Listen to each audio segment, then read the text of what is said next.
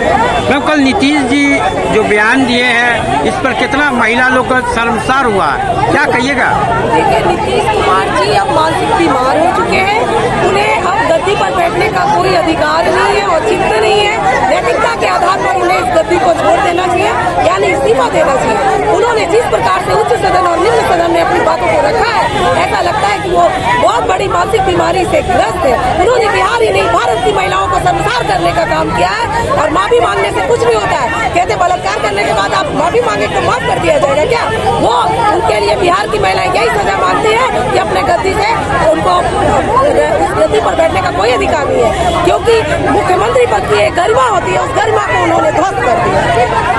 हर एक घंटा वो बयान देते उसके बाद वो भूल जाते हैं। बिल्कुल भूल जाते हैं। अब देखिए ना, वो अशोक चौधरी जी बिहार के मंत्री थे, उनके पिताजी की पुण्यतिथि में वो जाते हैं और उनके पिताजी के चित्र पर पुष्प अर्पित करना था और जाके वो अशोक चौधरी जी के ऊपर पुष्प अर्पित करते हैं। तो वो भूलने की बीमारी है।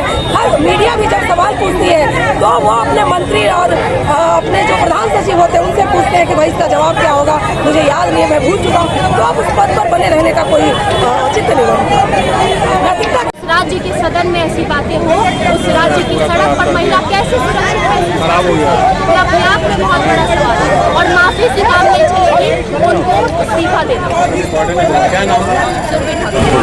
कल नीतीश कुमार विधानसभा में शर्मसार कर दिया महिला लोग को, क्या कहिएगा इस पे? नीतीश कुमार जी ने इस बार तो सारी हदें पार कर दी और उनके जो हमारी अपनी संस्कृति, जो हमारी अपनी परंपरा, जो हमारी अपनी लज्जा, ये सबको शर्मसार कर दिया। और सबसे बड़ी बात तो ये महिलाओं को एकदम खुले सदन के अंदर इस प्रकार का शब्दों का प्रयोग किया है कि हम लोग उसको शब्द सुन के शर्मसार हो जा रहे हैं। और नीतीश कुमार को इस नाम पर इस्तीफा देना चाहिए। अगर उनसे गलती हुई है, इस तरह के भाषा का प्रयोग किया है तो इस्तीफा दें और महिलाओं से माफी मांगने से क्या होगा?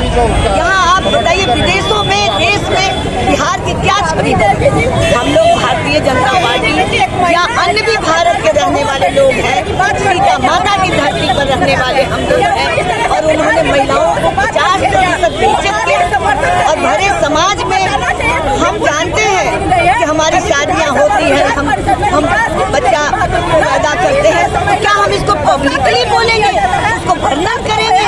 इसलिए मैं घोर निंदा करती हूँ और शर्म करना चाहिए अगर उन्होंने क्या सोच कर सदन के अंदर कहा, इसलिए मुझे बहुत दुख है और हम लोग को शर्म से सर झुका।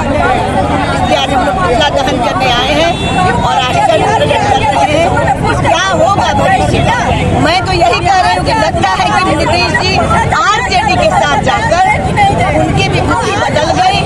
संगत से गुण होता है, संगत से गुण जान।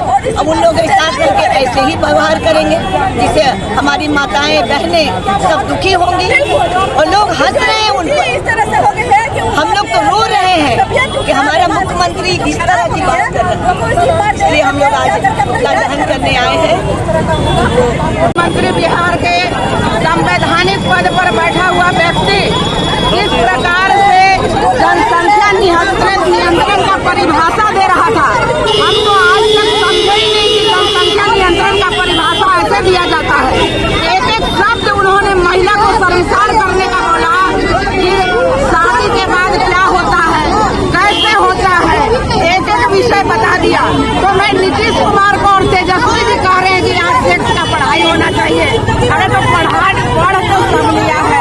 अब तेजस्वी जी को कहते हैं कि पत्नी को बुला के प्रैक्टिकल भी करवा ले, राजश्री को बुला के प्रैक्टिकल करवा लेना। सेक्स की पढ़ाई क्यों, प्रैक्टिकल भी हो जाए।